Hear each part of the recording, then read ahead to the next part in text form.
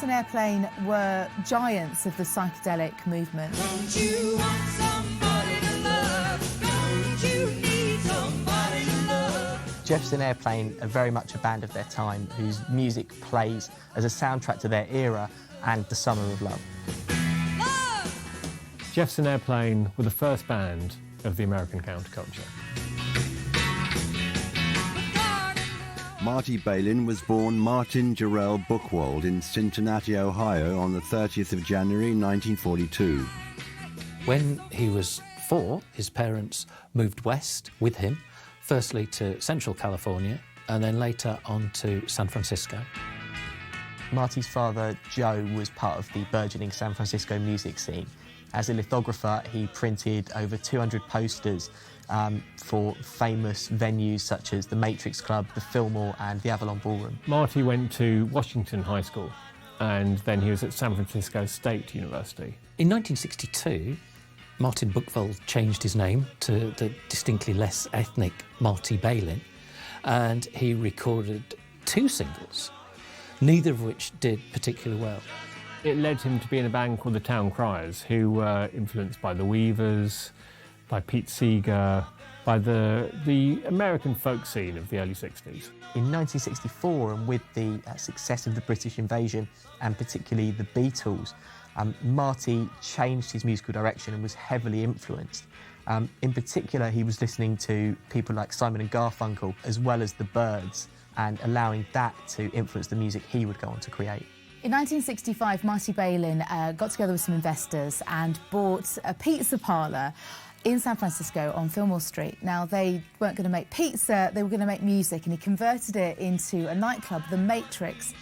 Bands played, including the Velvet Underground.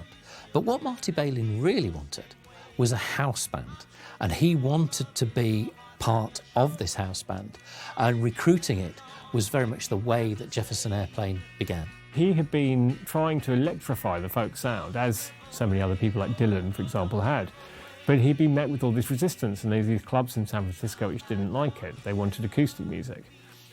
And so he started the Matrix, and he, amongst other people, he put himself on. Paul Kantner was a big influence on Marty Balin's early career. So he was a native of San Francisco, heavily steeped in the music of the Bay Area. There's a club called the Drinking Gourd, very key meeting point for members of Jefferson Airplane. And Marty Balin and Paul Kantner were meant to be doing open mic spots, but there weren't enough spaces. And so Marty Balin claims that he gave his spot to Paul Kantner. Whereas Marty Balin was very much into pop and romantic lyrics, Paul Kantner at this time was very much a hardcore folk artist. And these 2 strands came together and formed some of the early Jefferson Airplane. Sean Tolley Anderson was quite a well-known jazz singer at this time around San Francisco and the Bay Area, and Marty heard her sing at the Drinking Gourd one night and thought she was perfect for the group, and so he got her to leave the band that she was with and join Jefferson Airplane. So therefore you had these 3 strands now: Marty Balin's pop, Paul Kantner's folk and Signe Anderson's jazz. Jorma Kaukonen was a really good guitarist and an old friend of Kantner's, and Marty Balin was at Paul Kantner's house one time when he heard Jorma playing, and he wanted to get him in the band, but Jorma was initially reluctant, and he was wondering how he could convince him that they're, a band worth joining. And it was the early days of guitar pedals and effects, and he got a tape delay box and showed what he could do with the guitar. And so it was, I guess, what you call it, the beginnings of the psychedelic sound. Jorma got interested. He was very much a bluesman. So you had the 4 influences now, which would allow Jefferson Airplane to take off. The band brought in Jack Cassidy, who is one of the best bassists in San Francisco. Very, very well thought of. And on drums, Skip Spence. Skip Spence was a troubled character. He didn't stay for long. He went on to form Moby Grape, but really lost his mind, took a lot of drugs, and the lifestyle just got the better of him, and he ended up in a psychiatric institute. In late 1965, music critic Ralph Gleason saw Jefferson Airplane perform at the Matrix and proclaimed them to be the best band ever. His support really raised their profile. One of the people who really helped Jefferson Airplane early on in their career was, in fact, Donovan, the British singer who'd seen them and thought they were fantastic and mentioned them in the song Fat Angel, which then appeared on Sunshine Superman. Having, Donovan giving you that kind of thumbs up was a real boost for the band. Within months, Jefferson Airplane were fielding offers from numerous record companies. In October 1965, Jefferson Airplane played the Longshoremen's Hall in San Francisco. They were supported by the Great Society, who were another San Francisco band. The Great Society were fronted by a singer called Grace Slick. That was the first time the members of Jefferson Airplane met Grace Slick.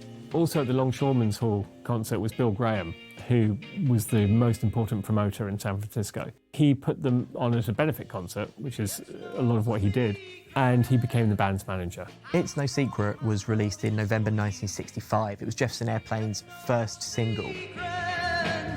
When I tell you what I'm gonna do, 'cause I love you, yes I love. It came after they signed with the label RCA Victor, getting a pretty much unheard of advance of $25,000. However, they were immediately at loggerheads with the label because of the inclusion of references to tripping in their lyrics, which would be the first of many clashes. That's no secret. Everybody knows how I feel.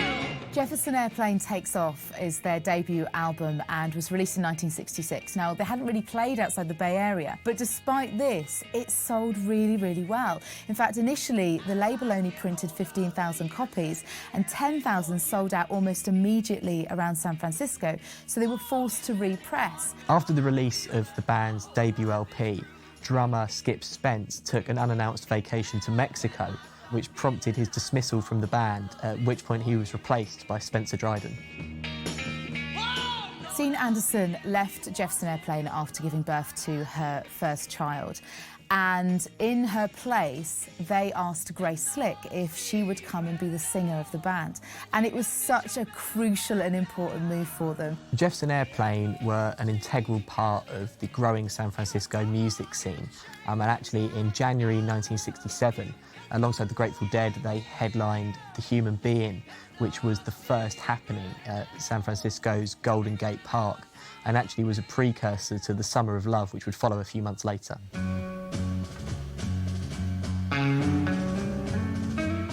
1 month later, the band's breakthrough album Surrealistic Pillow was released.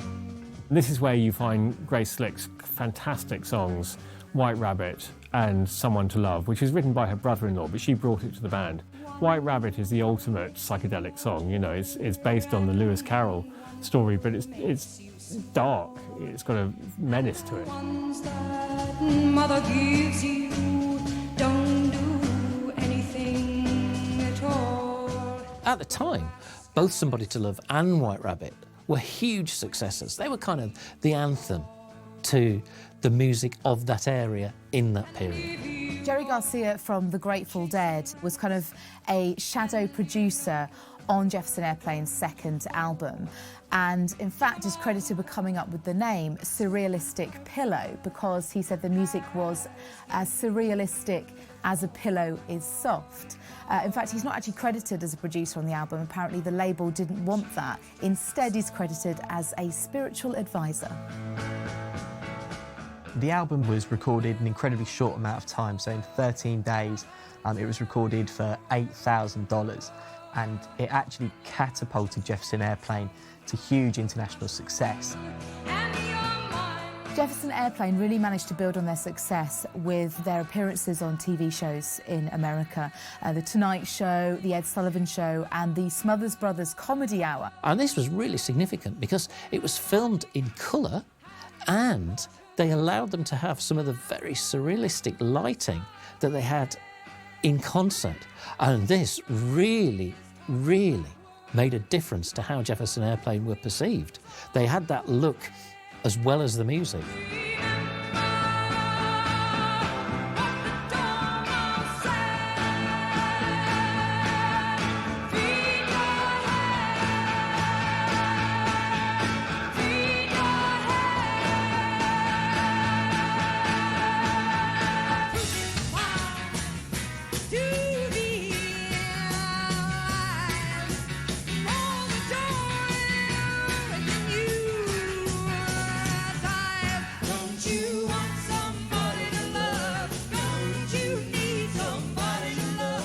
Monterey International Pop Festival is an absolutely key moment in the 1960s counterculture. You had The Who, Ravi Shankar, Jimi Hendrix, the Mamas and the Papas, Jefferson Airplane. Grace Slick, in a very male-dominated scene, was the female face of the Summer of Love. And at Monterey, Jefferson Airplane were, I think, at the peak of their powers. Jefferson Airplane's third studio album, After Bathing at Baxter's, was released in November 1967. You were a bird and you lived very high. You leaned on the wind when the breeze came by. Say to the wind as it took you away. That's where I wanted to go today. After Bathing at Baxter's was released only 10 months after Surrealistic Pillow. And in that time, the band changed forever, really. The album was heading into a much heavier direction, and this is just what was going on at the time. You know, you'd had this sort of beads and baubles and bangles of the 1966-67 era, and suddenly by 68 things got heavier. Jefferson Airplane were now beginning to split into musical factions. You had the heavy blues side, which John McCaukenan and Jack Cassidy were interested in. You had Grace Slick and Paul Kantner, who were now in the early stages of a relationship. They wanted to push it in a slightly more poppy direction and keep up with the times. And this left poor Marty Balin in the middle. Suddenly his romantic view of pop music was becoming obsolete, both in the wider world and in Jefferson Airplane itself. Marty Balin was also said to be kind of getting disenchanted with the rest of his band. He'd started it, but they were kind of going off on this idea that they were all great stars. They'd had quite a lot of success very quickly, and I think the egos were getting slightly out of control. And for Marty, that wasn't what it was all about, and I think it was really kind of pushing him further away from the group.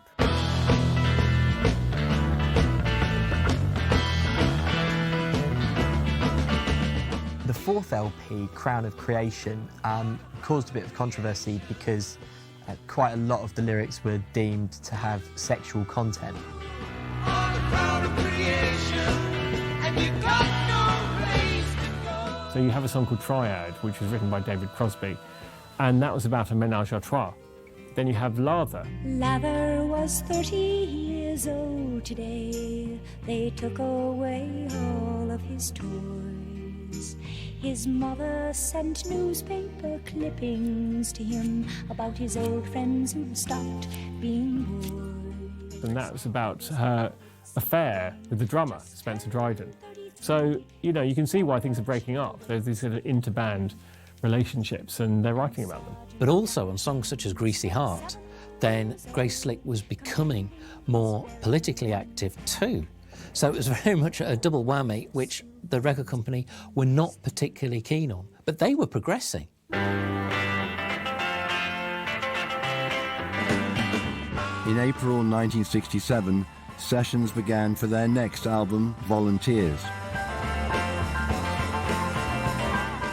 The title of the album itself was initially meant to be Volunteers of America, which the band intended as an ironic expression of their dissatisfaction with America and American politics. But actually, the charity of the same name protested, and Jefferson Airplane were forced to actually call the album Volunteers. It was embracing a kind of anarchism, it had a sort of revolutionary fervour to it. It was very anti-establishment, and it was probably sort of rubbing the establishment's noses a little bit. Volunteers also comes at the height of Vietnam, and it's a very much an anti-war album. So they're tapping into this deep dissatisfaction. On one level, the whole hippie period was very, very exciting, but secondly, you know, you've got the draft. There's incredible tension at the time. Again, they ran into controversy with the lyrical content of some of their songs. So a couple of tracks, including one called Uncle Sam's Blues, were actually vetoed by the record label. Uncle Sam ain't no woman, 'cause you know he sure can't take your man. Uncle Sam's Blues was actually a protest song, which, given the current political climate, was something that RCA weren't comfortable with. Kill somebody, you know, I won't have to break no kind of law. Volunteers was the last album by the classic Jefferson Airplane lineup. It went gold in America, it went top 20, and even though we were coming out of the 60s, there was still room for them. Jefferson Airplane actually played at Monterey, Woodstock and Altamont Festival, and at Altamont they were involved in some of the troubles that happened at that festival.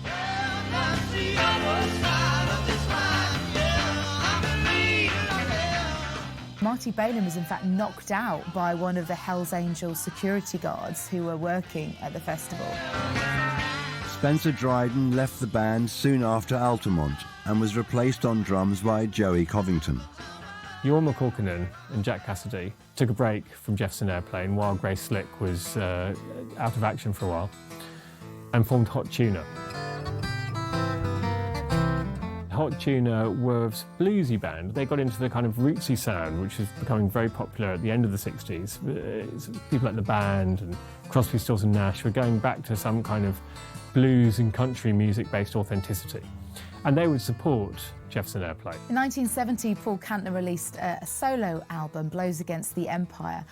And in fact, he is credited on this album as Paul Kantner and Jefferson Starship, which is the first time that we hear that name, which would then be the next evolution of Jefferson Airplane. It featured David Crosby, Graham Nash, Jerry Garcia, and it was the beginning of a sci-fi theme that Paul Kantner would continue to explore in his music.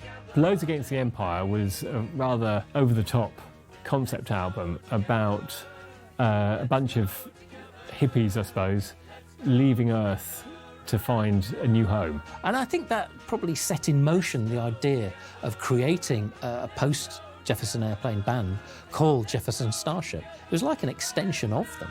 Paul Kantner and Grace Slick were in a relationship. They then had a daughter, China, and it created a big rift with Marty Balin. Cassidy and Kaukonen were off forming Hot Tuna, so they weren't so bothered. But poor Marty Balin, yet again, was left in the centre. He was very much isolated and on his own, and on top of that, he was battling alcoholism. He was very, very friendly with Janis Joplin, and when she died, he took it very, very badly. He was an alcoholic at the time, but his decision was to stop drinking, and he did. He became teetotal. He took up yoga too. So in terms of lifestyle, he was very much out of sync with his bandmates, and he was isolated, so he left. Grace Slick was involved in a near-fatal car crash, but did recover and went on to record and release the album Bark, in fact on their own label, Grunt.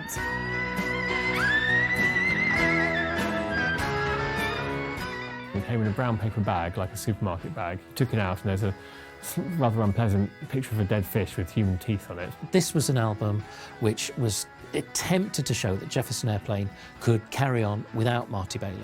And it was fairly successful in this. As an album, Bark did do very well. In fact, it charted higher than previous album Volunteers and went to number 11. The final album they released before their split was Long John Silver in 1972.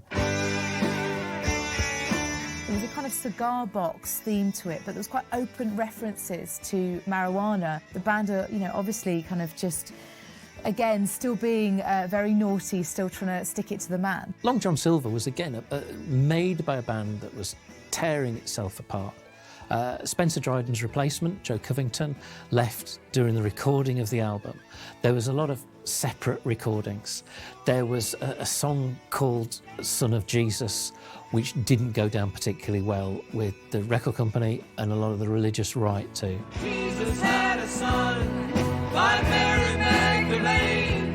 It was very disjointed, and it was the end, really. The album resulted in a tour which culminated in a huge free concert in Central Park, which 50,000 people attended. This was a nice moment for Jefferson Airplane because even Marty Balin appeared on stage singing lead vocals for Volunteers and You Wear Your Dress Is Too Short. The classic lineup reunited in 1989, releasing the self-titled Jefferson Airplane album. Could it be a miracle? Could it be what the dream is really made of?